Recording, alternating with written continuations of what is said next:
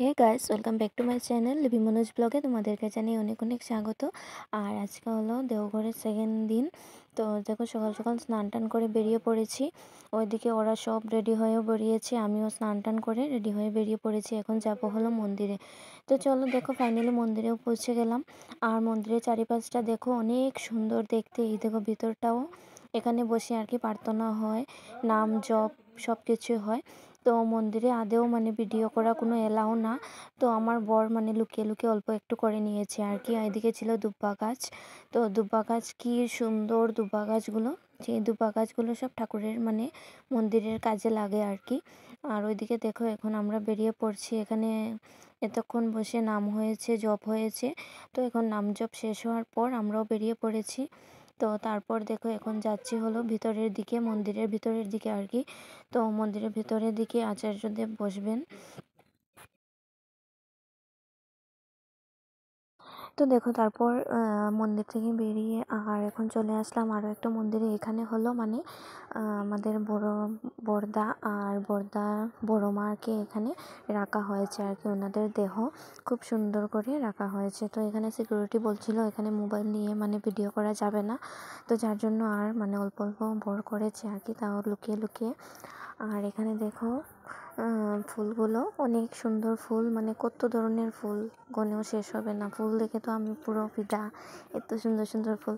তো যাই হোক দেখো এখন ধূপকাঠি মোমবাতি নিয়ে এসেছে বর, আর এখন ওইখানে জ্বালিয়ে দেবো ধূপকাঠি মোমবাতি। আর ওই যে দেখতে পাচ্ছ সিমেন্ট দিয়ে একদম সুন্দর করে করে রাখা, ওইখানে রয়েছে মানে ওনারা দুইজনের দুই জায়গায় আর কি দেহ রাখা হয়েছে।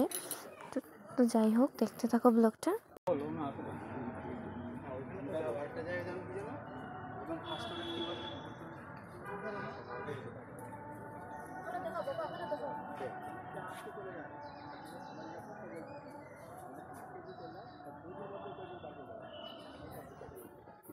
তো তারপর দেখো এদিকে ঘুরে টুরেও চলে আসলাম, আর এখন আবারও চলে এসেছি মন্দিরের ভেতরে।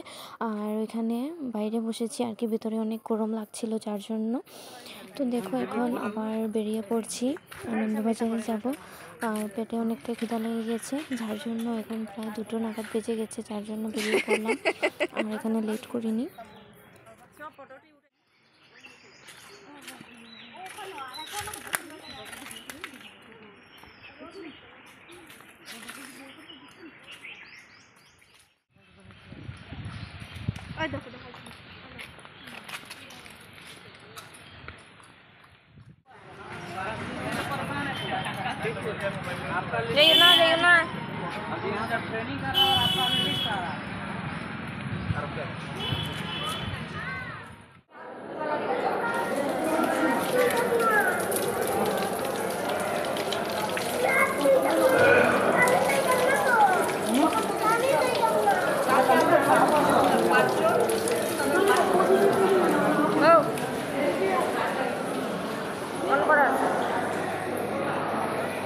খারাপ তো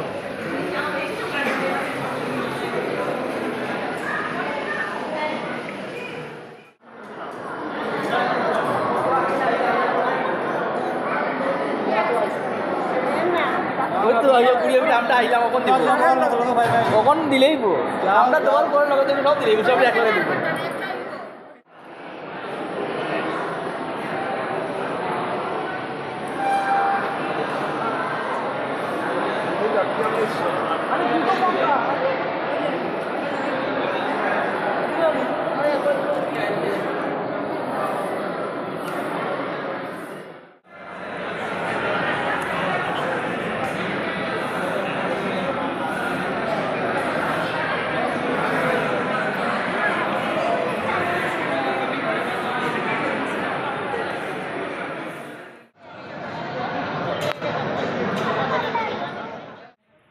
ফটো না ভিডিও একটা কথা মাসি সরো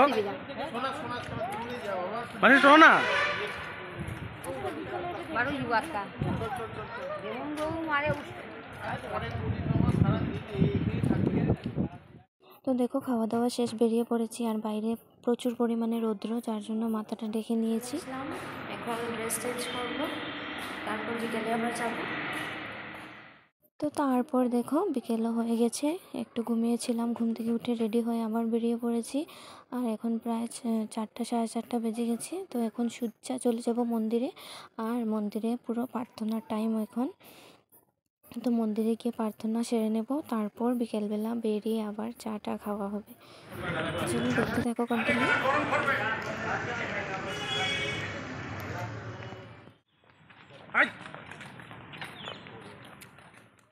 তো তারপর দেখো বেরিয়ে পড়েছি রাস্তায়, আর আমাদের চা খাওয়াটা হয়ে গেছে। আর ওইদিকে ওর জন্য শোনার জন্য নিয়েছি এগরোল।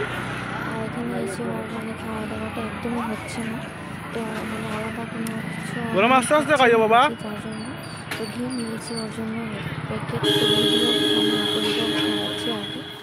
তো যার জন্য ওকে একটা একটু খাইয়ে দিলাম। আর এখন আবারও চলে আসলাম মন্দিরের ভিতরে। আর ভিতরে তো এখানের মধ্যে মোবাইল এলাও না, যার জন্য ভিডিও করতে পারবো না। আর এখানে বসে আছেন ভিতরে আচার্যদেব, তো উনি মানে কথা বলছেন আর কি। তো সবাই বসে বসে কথা শুনছেন এবং চলে যাচ্ছি এখন তার কাছে। এখন ভিতরে গিয়ে বসবো।